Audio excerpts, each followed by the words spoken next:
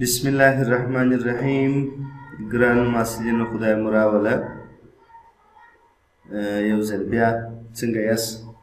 خدای دې وکړي چې دا هفته مو تر دې مهاله پورې په خیر رسولې وي او خدای دې وکړي چې ټول به جوړ روغ یاست. راځم د خواصو په لړۍ کې یو خو فزیکي خواص وله تقریبا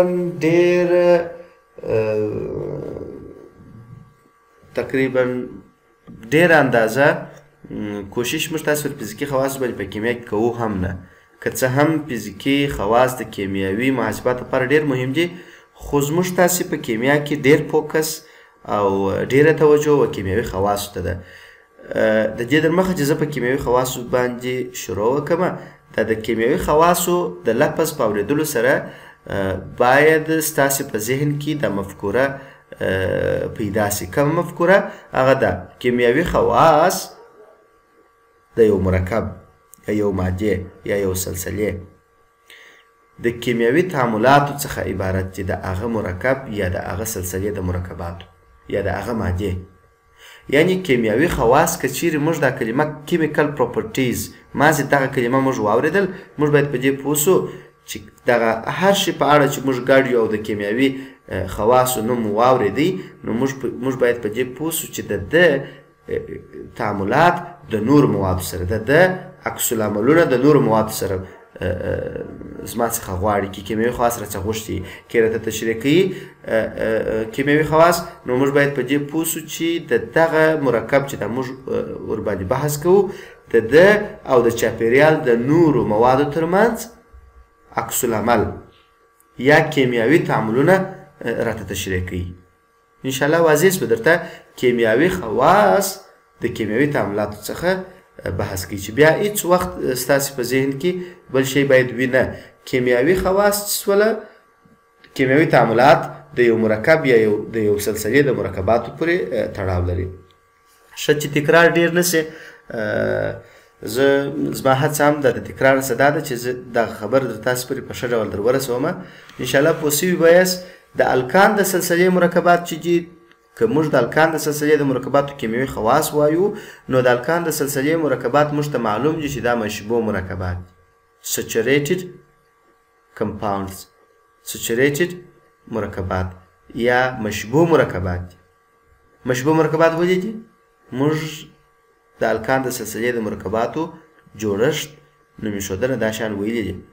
ټوله د الکان د سلسلې مرکبات د پای اړیکه په خپل ترکیب کې نه لري. که چیرې یو مرکب د پای اړیکه په خپل ترکیب کې ودرلودله چې دوه ګونې اړیکه موږ ته وایو یا درې ګونې، نو بیا هغه د الکان د سلسلې مرکب نسي کېدلی. نو په دې اساس نو چې دا مشبوع مرکبات چې خو د هر کاربن اتوم څلور اړیکې پوره دي، نو په دې اساس باندې چې د دوی څلور اړیکې د هر کاربن پوره دي او یوه ګونې سیګما اړیکې دي، دوه ګونې اړیکه هم نسته پکښې کې، پای اړیکه نسته پکښې کې، نو په دې اساس باندې جمعي تعاملونه سرته نه رسوي. جمعي تعامل اډیشنل ریاکشنز د تعاملاتو ډولونه په تېر سمسټر کې ویلي وه. یعنی یو ماده پر د الکان د سلسلې پر مرکباتو نسي نصب کېدلی، ځکه چې مشبوع دي. ټول مشبوع مرکبات داسې دي. نو د الکان د سلسلې مرکبات ته د پارافین سلسلې مرکبات هم وایي. هغه په دې خاطر باندې ورته وایي چې دوی کم میل لري. ما تېر درس کې هم د دې یادونه کړې ده، تعامل کم میل لري، لیکن بیا هم د محیطي موادو سره تعویضي تعاملات سرته رسولی شي. یعنې خپل د هایدروجن یو یا څو اتومونه د الکان د سلسلې هر مرکب د هایدروجن یو یا څو دانې اتومونه د نورو اتومونو فعالو اتومونو سره چې د هایدروجن فعالیت د کاربن سره زیات وي، د هغه سره تعویضوي، بدلوي یې. صحیح ده؟ نو انشاءالله پوه شولو چې د الکان د سلسلې مرکبات جمعي تعاملات سرته نسي رسولی، خو تعویضي تعاملات سرته رسوي.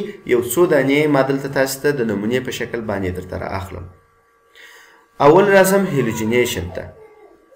هیلوجینیشن ته د هیلوجینیشن کلمه که چیرې موږ تاسې هر وخت واورېدله، نو د یو مرکب سره د هیلوجن عکس العمل دی.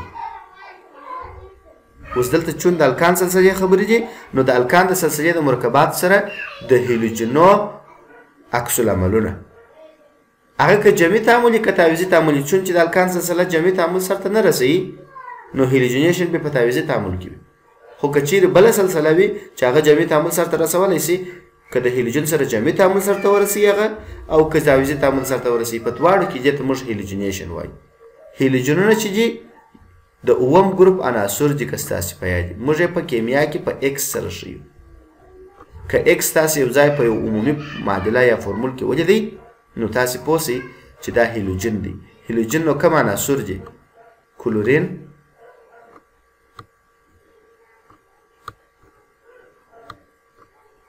فلورین،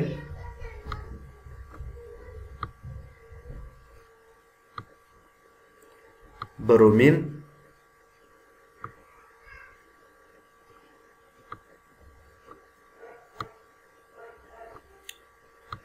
او همداسې ایودین. دغه عناصر په مالیکولي شکل په طبیعت کې پیدا کیږي ځکه چې د دوی کیمیاوي فعالیت زیات دی. خو د ایکس پر ځای موږ تاسې په عضوي کیمیا کې چې هر ځای وي کلورین، فلورین، برومین، ایودین دا څلور څخه هر یو راوستلی سو. نو که چیرې د الکان د سلسلې د یو مرکب د یو یا څو هایدروجن اتومو سره یو یا څو اتومونه هیلوجنونه تعویض یا بدل سي نو په هغه صورت کې دغه تعامل ته موږ تاسې هیلوجنیشن وایي. د ډېره وخته پورې د الکان سلسلې مرکبات چې دي په د رڼا په نشتون کې او په اسټیپي شرایطو کې د هیلوجنو سره تعامل سرته نه رسي. خو که چیرې تودوخې په واسطه یا د رڼا په واسطه هیلوجنونه د الکان د سلسلې د مرکبات سره یو ځای کړو نو بیا د الکان د سلسلې مرکبات تعامل کوي، هیلوجنیشن کیږي.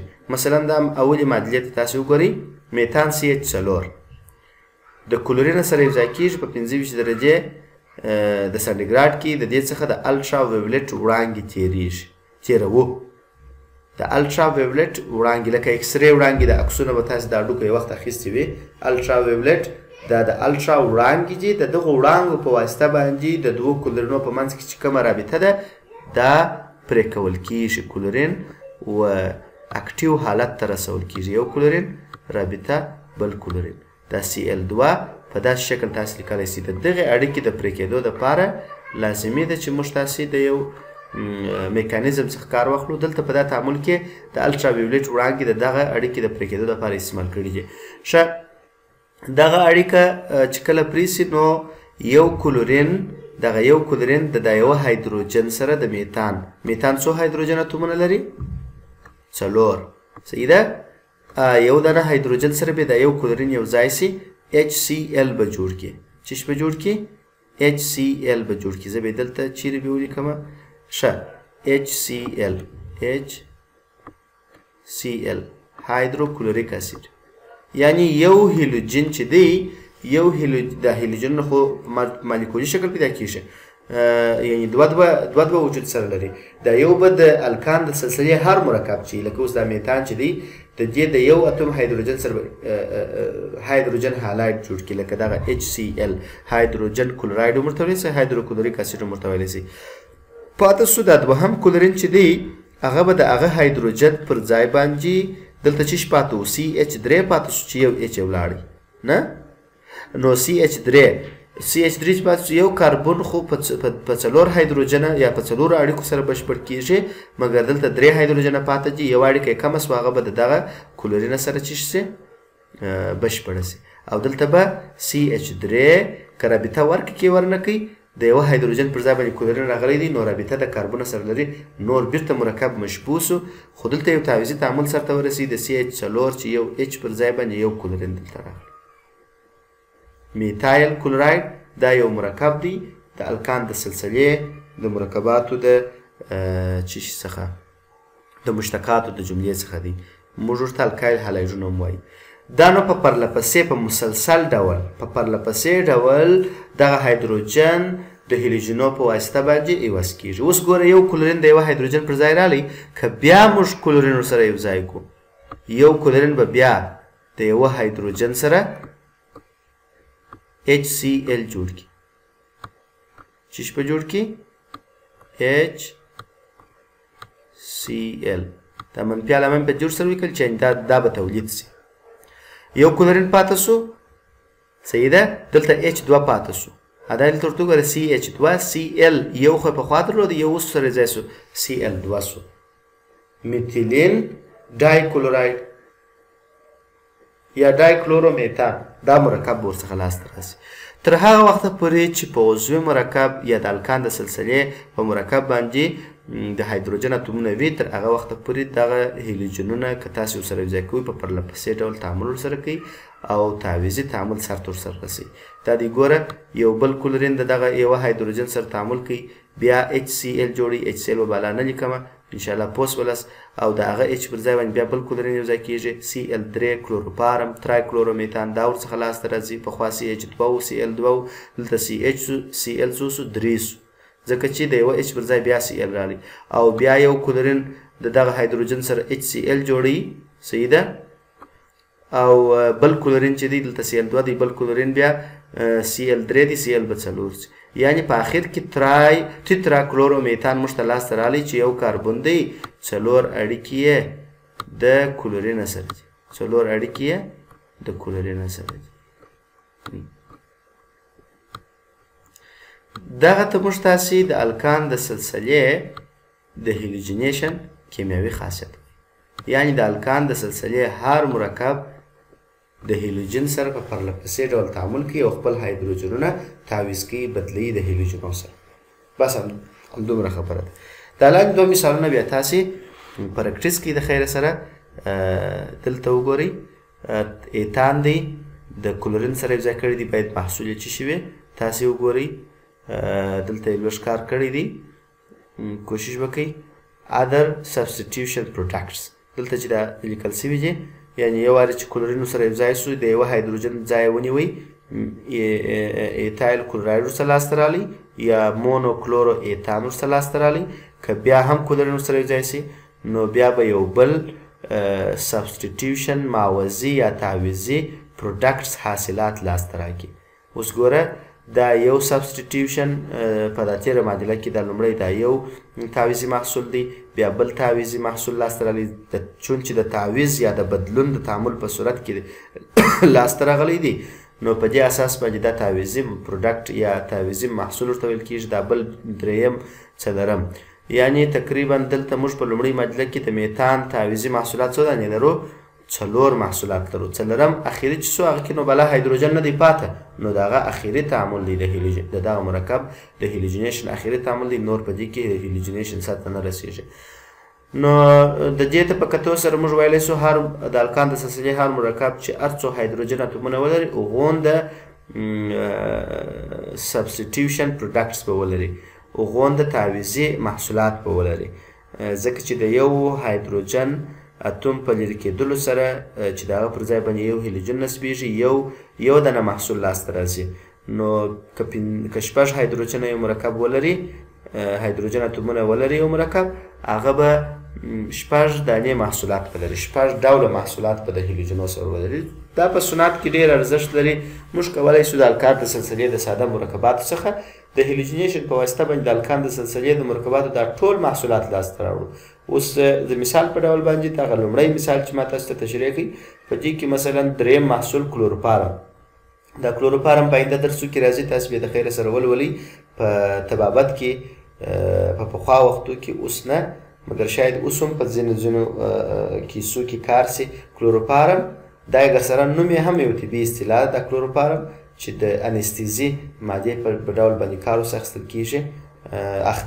اخیستل کېدی پخوا د نشه راوړونکي مادې په مرکب په ډول باندې اوس نو میتان دا طبیعي غاز دی دا موږ تاسې په کورو کې استعمالوو 90% میتان دی دغه غاز نو که د دغه غاز سره موږ تاسې کلورین یو ځای کړو موږ کولی شو کلوروپارم لاسته راوړو یعنې هغه نشه راوړونکی غاز لاسته راوړو صحیح خبره ده موږ 4 دانې مرکبات د طبیعي غاز د میتان څخه د کلورین د تعامل سره لاسته راوړلی شو دغه د کیمیاوي خواصو فایده دا ده چې موږ د یو سلسلې د مرکباتو یا په خپله د یو مرکب د خواصو سره پوه یو چې باید په ځینې وخت کې کم تعاملات چې موږ ته ګټه لري په صنعت کې یا هم په کار وي هغه د ده د خاصیت له وجې که موږ ته خاص خواص معلوم وي موږ یې سره د هغه تعاملاتو د یوځای کېدلو په اساس باندې شی لاسته راوړو او که چیرې دا تعامل دا پروډکټ دا محصول چې دی چې موږ ته یې لاسته راځي دا محصول یې موږ ته مضر وي نو په هغه صورت کې بیا موږ څه کوو بیا موږ راولاړېږو داسې کوو چې هڅه د دې کوو چې هیلوجینیشن سر ته ونه رسېږي مثلا دا کلورفارم که زموږ لپاره مضر وي زموږ نه وي په کار نو موږ ډېر کوشش کوو چې هیلوجنونه خاصتا کلورین د میتان څخه لرې وساتو او داسې یو ماحول جوړ کړو په خپل لابراتوار کې تر څو میتان د کلورین سره په تماس کې را نسي ولې که چیرې په تماس کې راسي نو د دې څخه کلورفارم لاسته راځي او کلورفارم زموږ نه دی په کار او هغه زموږ لپاره مضر دی که چیرې کلورفارم بیا دا یو مثال دی درته وایم که چیرې کلورفارم بیا زموږ په کار وي زموږ ته فایدهمند وي زموږ د محیط لپاره فایدهمند وي یا مثلا په صنعت کې یو ځای موږ استفاده ورڅخه کوو غواړو چې دا شی تولید کړو نو بیا هم که دا موږ ته د هیلوجینیشن خاصیت معلوم وي نو بیا موږ ډېر اسانه بس مازې چې دا رااخلو کلورین رااخلو هغه شرایط ورته سموو د میتان د ګاز سره یوځای کوو موږ ته کلورفارم لاسته راځي انشاءالله واضح شوه درته صحیح ده نو در دې ځای راتېرېږم د هیلوجینیشن د تعامل میکانیزم ما دلته ذکر کړی دی د میتان ګاز دی مثلا CH په څه ډول باندې دغه د هیلوجینیشن تعامل سرته رسیږي څنګه یو اړیکه پرې کیږي قسمي فشار قسمي چارج منفي او قسمي چارج مثبت چې شي دي دا شی به موږ تاسې په میکانیزم کې همیشه باید زده وي که چیرې موږ تاسې مثلا د میتان ګاز راواخلو او د کلورین د دوو اتومونو سره یو ځای کړو کلورین د دوو اتومونو د نن ورځې درس کیدای شي موږ یو یا دوه کیمیاوي خواص کر سره ووایو په دې خاطر باندې چې درس بیا ډېر اوږدېږي پر ځینو محصلینو باندې به وغمیږي او د تکرار په وخت کې که چیرې ما یو خبره تکراروله ستاسې حوصله غواړم چون چې زه دا کار په دې خاطر کوم چې په ټولګي یا صنف کې زموږ په ملګرو کې ډېری داسې کسان شته چې هغوی د دې موضوعات سره د پخوا څخه یو اندازه بلد دي نو پر هغو خامخا شاید وغمیږي او دا کسان لږ دي او هغه کسان چې په اصطلاح په دا برخه کې مشکل لري ما هغه هم مد نظر نیولي دي نو حوصله م غواړم دلته په دغه هره کیمیاوي اړیکه کې موږ خبر یو چې دوه دانې الکترون شته اوس مثلا دلته دغه الکترون ته وګورئ یو الکترون دلته یو هم دلته یو د هایدروجن الکترون دی په اشتراکي اړیکه کې یو د کاربن الکترون صحیح ده دوی اشتراک کړی دی او دا اړیکه دغسې حاصل کیاست دا درې دانې نورې اړیکې هم همداسې دي زما ستاسو ته دا شی تشریح کوم چې اړیکه چې پرې سي اوس مثلا که چیرې اړیکه د کاربن له طرفه څخه د هایدروجن و طرف ته پرې سي په داسې شکل باندې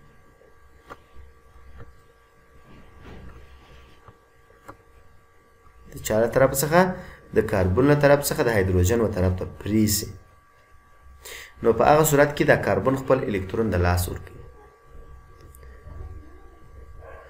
صحیح ده څنګه یعنی دا مکمله اړیکه د هایدروجن د خپل ځان سره وړي مکمله اړیکه کې څو الکترونه دي دوه یو د هایدروجن خپل الکترون دی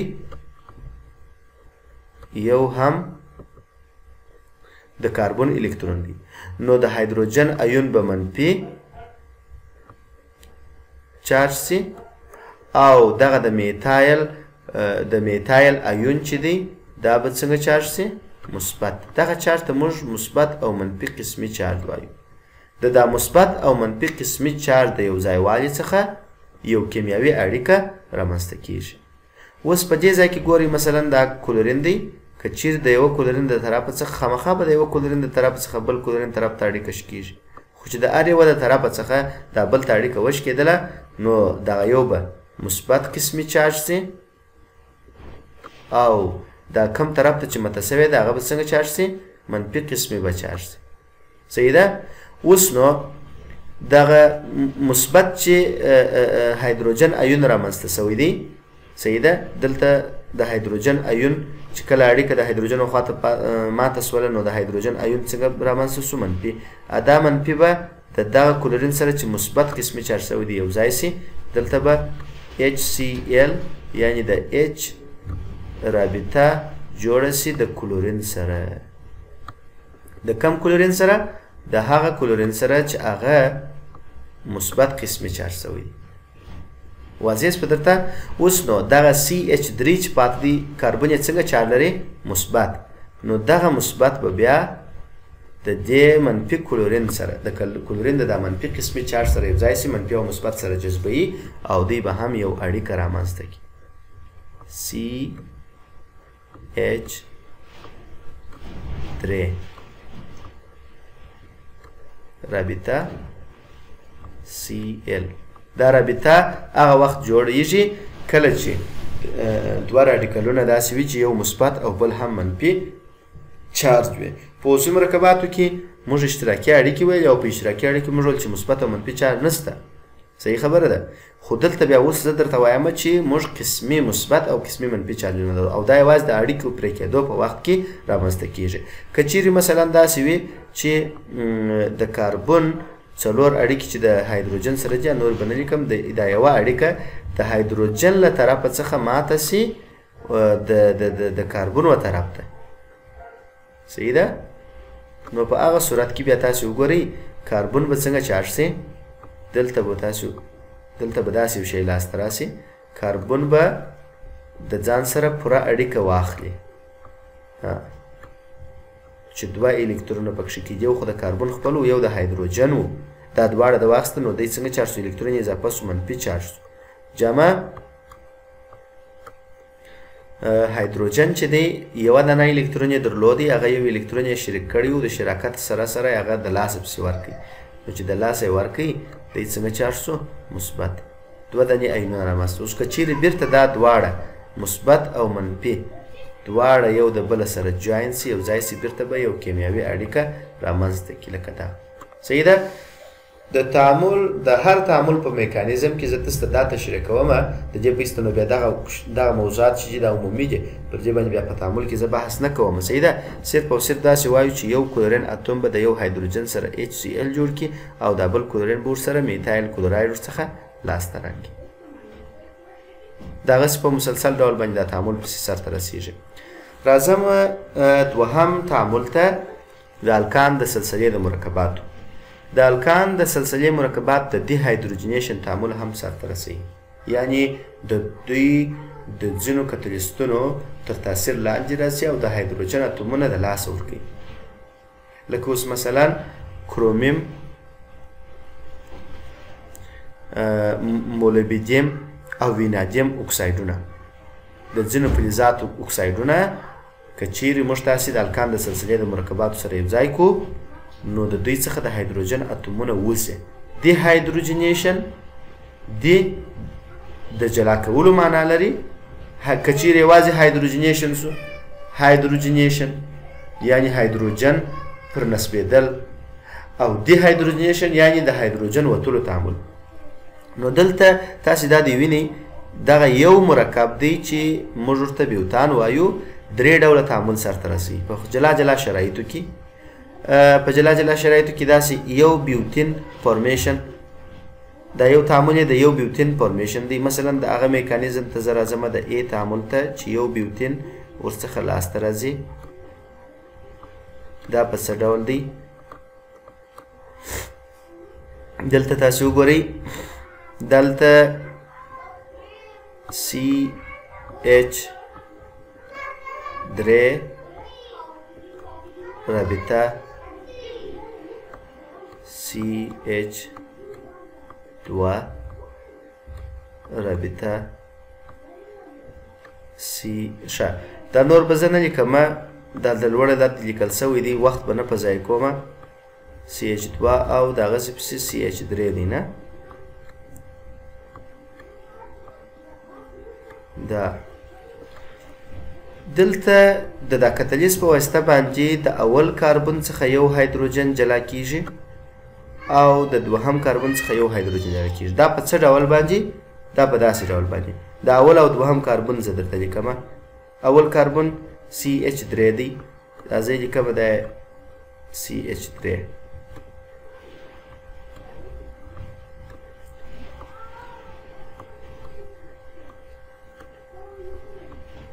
دا CH3 صحیح ده. رابطه یې ده د دوهم کاربن سره یوه ګونې. دوهم کاربن بیا دوې اړیکې د هایدروجنو سره لري او دوې اړیکې د کاربنو سره لري، یعنی سیکنډ کاربن دی. رابطه هغه درې کاربونه نور چې دي هغه به نور زه نه لیکمه. د اول دوه کې چې کوم تغیرات راځي هغه درته تشریح کومه. اوس نو په دا یو کاربن کې هر یو د دغو دوو سي په یو کاربن کې اول مثلا فرض کې اول کاربن په اول کاربن کې اړیکه د کاربن له طرفه څخه د هایدروجن و طرف ته ماتیږي فرض کړه. صحیح ده. نو په دې ځای کې به دا کاربن دغه هایدروجن به آزاد سي. هایدروجن چې آزاد شو څنګه به قسمي چارج سي؟ قسمي به څنګه چارج سي؟ منفي. ځکه چې اړیکه د کاربن له طرفه ماته سوه د هایدروجن له طرف ته، نو خو په اړیکه کې چې دواړه الکترونه چې دواړه هایدروجن واخیستله. دا بل کاربن ته وګورئ، دلته په دوهم کاربن کې بیا اړیکه د یوه هایدروجن له طرفه څخه ماتیږي د کاربن و طرف ته. ښه، نو وبخښئ په د اول کاربن کې چې هایدروجن منفي چارج سو، نو دا کاربن به څنګه چارج سي؟ مثبت قسمي چارج به پیدا کړي. صحیح سو. په دوهم کاربن کې به اړیکه چې د هایدروجن له طرفه و کاربن ته ماته سوه، دا کاربن به منفي قسمي چارج سي او هایدروجن به څنګه چارج سي؟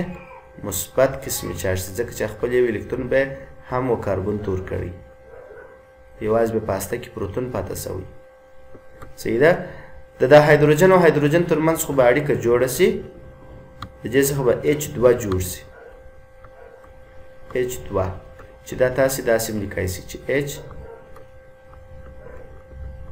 رابطه H. صحیح سو. هلته چې دی دلته بیا څه پېښېږي؟ دلته لاندې تاسې ورته وګورئ. دلته به داسې پېښه سي چې کاربن دی رابطه لري د دا بل دوهم کاربن سره، دوهم کاربن رابطه لري د دریم کاربن سره، دریم کاربن رابطه لري د څلورم سره. چون چې دا خبرې په اول دوهم کاربن کې دي، نو زه لیکمه دلته دا یوه اړیکه خو د هایدروجن سره ده، دا یوه اړیکه د چا سره ده؟ دا هم د هایدروجن سره ده. لاندې هم یوه اړیکه د هایدروجن سره مخکې وه، اوس هغه نشته. د هغه په عوض باندې د مثبت چارج اخیستی دی، یعنې په دا ځای کې دی راډیکل سوی دی. دلته دی اکټیو دی، فعالیت لري، فعاله په اصطلاح فعاله دی. نو دلته دا کاربن ته راځم، دا هم یوه اړیکه د یوه هایدروجن سره لري او په دې کې دا تغیر راغلی دی چې دلته لاندې دا یو هایدروجن د لاس ورکړی دی او د هغه په سبب باندې دی منفي قسمي چارج سوی. صحیح ده. دا شی پاته دی، دا نور دوه ښکار نه لرو، باغ کې تغیر نه دی راغلی. نو دا منفي دا مثبت، ما درته ویل چې د مثبت او منفي قسمي چارجونو د یو ځای کېدو څخه چون چې منفي او مثبت یو بل جذبوي، یو کیمیاوي اړیکه رامنځته کېږي. دلته کیمیاوي اړیکه یوه خو شته، دومه پسې رامنځته کېږي. نو په دې اساس باندې دلته دوهمه اړیکه چې رامنځته سوله، نو دا د الکین سلسلې ته واوښتې. دوه ګونې اړیکه پکښې پیدا سوه، د الکان د سلسلې مرکب نو بیا نه سو. دې ته موږ یو بیوتین وایو. په آینده کې به تاسې وپېژنئ چې یو بیوتین د الکین په سلسلې په نومېښودنه کې بیا ووایاست یو بیوتین فارمیشن. او که چیرې د هغه تغیرات په دوهم او دریم کاربن کې راغلي وي، نو بیا موږ وایو چې دوه بیوتین ورڅخه لاسته راځي. که چیرې د هغه تغیرات په اول او دریم کاربن په دواړو کې راغلي وي، څلور دانې اتومونه د هایدروجن یې د لاسه ورکړي، دوه دوه څلور هایدروجن اتومونه، یوه اړیکه دا ده یوه دا ده. نو په دې صورت کې یو درې بیوتاډاین به ورڅخه لاسته راغلی. ښه، خدای دې وکړي چې غمېدلې نه وي دا درس در باندې او سر مو په خلاصوی وي.